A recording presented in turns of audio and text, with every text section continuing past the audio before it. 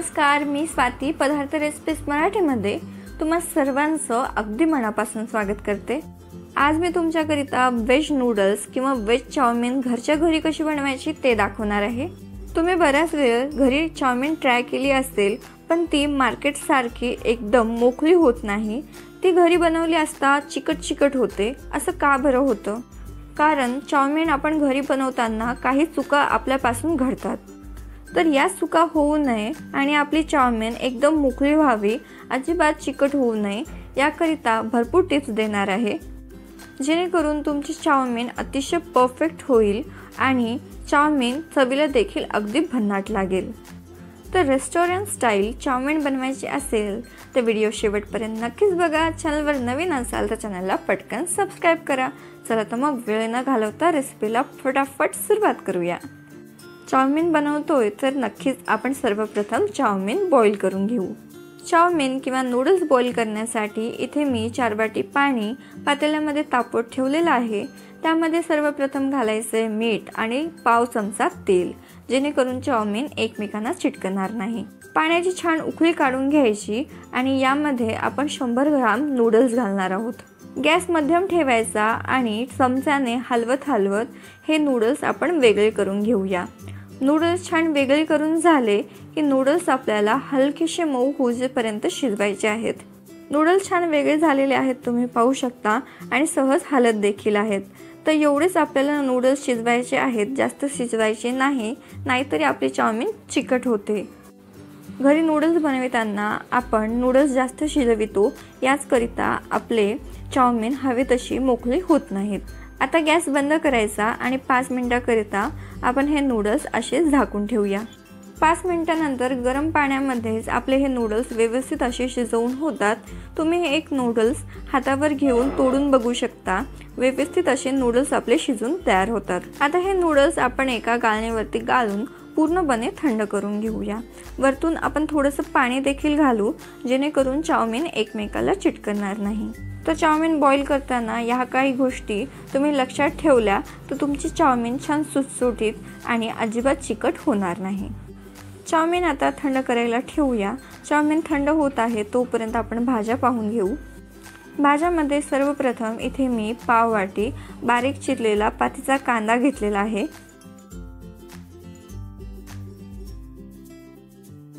सोबतच इथे घ्यायची आहे लांब चिरलेली कोबी देखील मी या पद्धतीने लांब अशी चिरून घेतलेली आहे।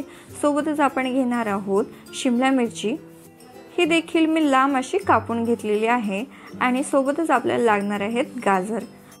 सर्व भाज्या मी प्रत्येकी पाव वाटी घेतलेल्या आहेत।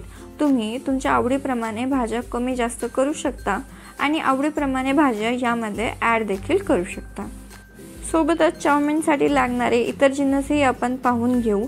इथे मी 1 पाव कांदा लांब चिरून घेतलाय। सोबतच आपल्याला पातीचा पांढरा कांदा देखील चिरून घ्यायचा आहे। इथे आपल्याला लागणार आहे 1 चमचा बारीक चिरलेलं लसण आणि 1 पाव चमचा बारीक चिरलेलं आलं। 1 हिरवी मिरची देखील मी बारीक चिरून घेतलेली आहे। सॉसमध्ये मी सर्वप्रथम घेतलेला आहे 1 चमचा रेड चिली सॉस। तुम्हाला चाउमीन किती पट तिखट हवी आहे त्यानुसार तुम्ही रेड चिली सॉस कमी जास्त करू शकता। सोबतच आपल्याला घ्यायचं आहे अर्धा चमचा डार्क सोया सॉस, आणि इथे आपण घेणार आहोत अर्धा चमचा व्हिनेगर। आता आपण चाउमीन बनवायला सुरुवात करून घेऊ। याकरिता एक कढई मी गॅसवरती तापवत ठेवलेली आहे। कढईमध्ये आपल्याला घालायचे सर्वप्रथम 1 चमचाभर तेल आपल्याला व्यवस्थित असं धुवेदार गरम करून घ्यायचंय। तेल छान गरम झालं की आपण यामध्ये लसण, आलं आणि बारीक चिरलेली हिरवी मिरची घालूया। हे सर्व साहित्य आपण मध्यम आचेवरती व्यवस्थित असे परतून घेऊ। सोबतच आपण यामध्ये घालणार आहोत थोडासा नॉर्मल कांदा आणि थोडासा पातीचा पांढरा कांदा। पातीच्या पांढऱ्या कांद्याने चव खूप छान येते, तर नक्कीच घाला। आणि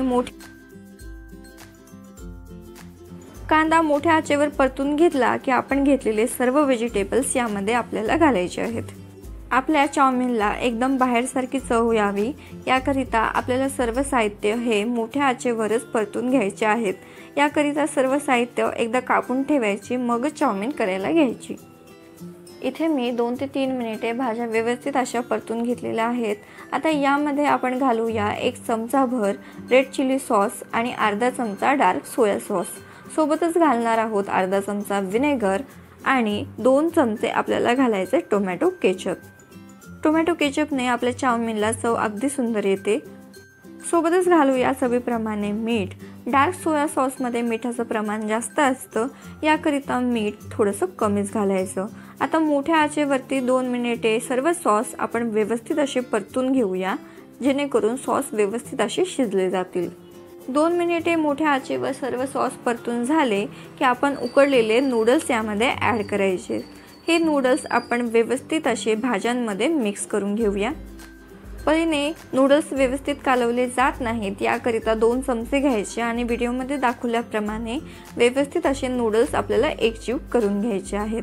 2 मिनिटे मोठ्या आचेवरच हे नूडल्स आपण फ्राय करून घेऊ। सर्वात शेवटी बारीक चिरलेला पातीचा कांदा टाकून याला व्यवस्थित असं डेकोरेट करून घेऊ।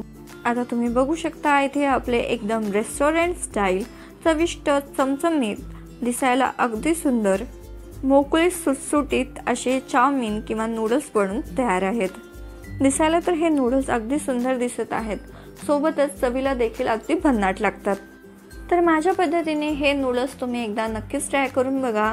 कसे झाले कमेंट बॉक्सद्वारे आम्हाला कळवा।